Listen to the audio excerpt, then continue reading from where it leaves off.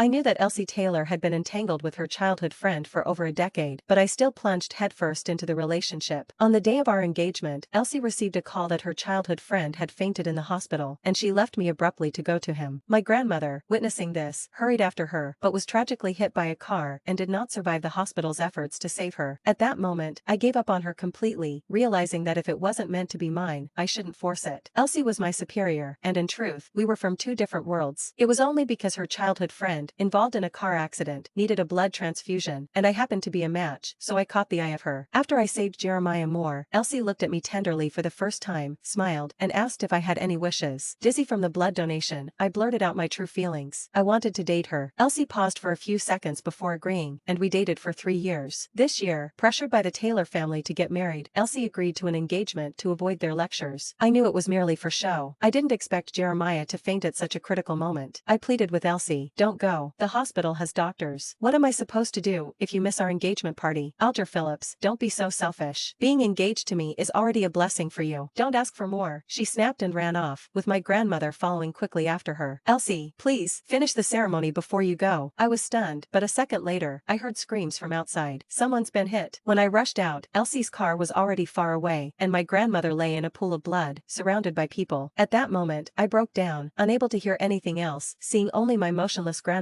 until the ambulance arrived, and I was pushed into it. We did our best, but the patient couldn't make it. The doctor's words echoed in my ears as I sat in the hallway, holding the death certificate, completely dazed. It wasn't until a harsh ringtone brought me back to reality. It was Elsie, demanding harshly, "Alger, where are you? Come to the hospital now. Jeremiah needs your blood." Infuriated, I refused outright. "To hell with him. Elsie, I'm done with you. Don't bother me again." There was a pause on the other end, then a cold voice responded, "Alger, you got a lot of nerve. It's just an engagement, and Jeremiah is dying. Then let him die. He's always sick, a waste of food alive. He should have died a long time ago." I hung up and went straight to the police station. My grandmother had been hit, and while the driver's family contacted me for forgiveness, I refused. The real culprits were Elsie and Jeremiah, this mad couple. I had been foolish to entangle myself with her, knowing her long-standing relationship with Jeremiah. Now, I was paying the price. "Grandma, I'm so sorry," I lamented as I stood in a daze, only to see Elsie approaching with her bodyguards. "Alger Phillips, stop him." I turned and ran, calling the police as I did. No matter how rich she was, Elsie couldn't override the law. I refused to donate blood. There were other rare blood types like mine in the world. I wanted to see if, without me, her childhood friend could really survive. But before I could leave the hospital, I was tackled to the ground. Her bodyguards caught up and pinned me down. "Where do you think you're going? Being able to donate blood to Mr. Moore is an honor, and you're ungrateful." Struggling in vain, I shouted, "I don't want to, and you can't for me to do that. Let go of me. Elsie, you're breaking the law." Elsie Taylor came from the back and came up to me on her heels. "Alger Phillips, what are you making a scene about? It's not the first time. What's the fuss?" She waved her hand and the bodyguard took me to the hospital room, where I was held down and unable to move as I watched the bright red blood being pumped out. Next door in the hospital bed, Jeremiah Moore looked at me pale. "I'm so sorry to trouble you again." I bit my lip tightly while twisting my head around. "This is the last time, and I'm not going to let you get away with it again. Elsie Taylor, we're done." Elsie Taylor was not pleased. "What are you making a scene about? Saving a man's life is better than building a 7-story pagoda." "I won't treat you badly if you save him," I snorted. "Treat you poorly? Elsie Taylor, what do you think you are? High and mighty? I told you, I'm done with you, and don't come back to me ever again." I took a deep breath and just felt my heart ache to the core. Grandma's aftermath was not yet taken care of. I really regret it and don't want to cross paths with her again in my life. By the time the transfusion was over, my head was dizzy, and I was just about to close my eyes when footsteps came from outside. "Who called the police?" I immediately raised my voice and said, "It's me." Elsie Taylor looked incredulous. "Alger Phillips, I can't believe you actually called the police." And I slowly got up and looked at the police. "They forced me to have a blood transfusion, and these doctors didn't have my consent to privately pretend to sign for me. I demand that they be held accountable." Grandma is gone and still lying in the morgue. All these people are accomplices, and I won't spare any of them. Elsie Taylor blushed hard at once. "It's just that rich people have all the means in the world, but she was out in an hour." It was just still a hard look on his face. "She was warned in there and signed an agreement and wrote me an apology." I hold it in my hand. "It's kind of my life preserver. If she dares to come again, I don't mind making her an internet sensation." Out of the police station, Elsie Taylor, her face blue, looked at me hard and said, "Alger Phillips, you've grown." I wasn't impressed. "Elsie Taylor, let me remind you, you just have a little money. This is just a lesson for next time." "No, there is no next time between me and you," Elsie Taylor bellowed. "Alger Phillips, don't you regret it? Are you kidding me? Can I regret it? Meeting Elsie Taylor is the biggest regret of my life. If I could turn back time, I would never have anything to do with her again." Back at the hospital, the medical staff who had forced me to have a blood transfusion were all dealt with, and the director apologized apologized to me, begging for forgiveness, but I didn't say anything. I just took away all the records of my transfusions in the past few years. Also, I read that Jeremiah Moore's blood type is indeed rare. It's just that his medical report was far healthier than I would have liked. I filmed it while they weren't looking, and then went and took care of my grandmother's affairs, and I buried her ashes in a suburban cemetery. I'll go back when it's all done. I have my own rental house in City A. I was packing up my clothes and moving in because I was engaged, and now that things are quiet, I'm trying to get back to my normal life. I had just finished taking care of everything, and I laid down when I saw dozens of texts on my phone, all from Elsie Taylor. Alger Phillips, are you for real? Come back at once and I'll forgive you. What are you pretending? You don't just want to see me bow down. I've apologized. What more do you want? It's just a few tubes of blood. What are you counting?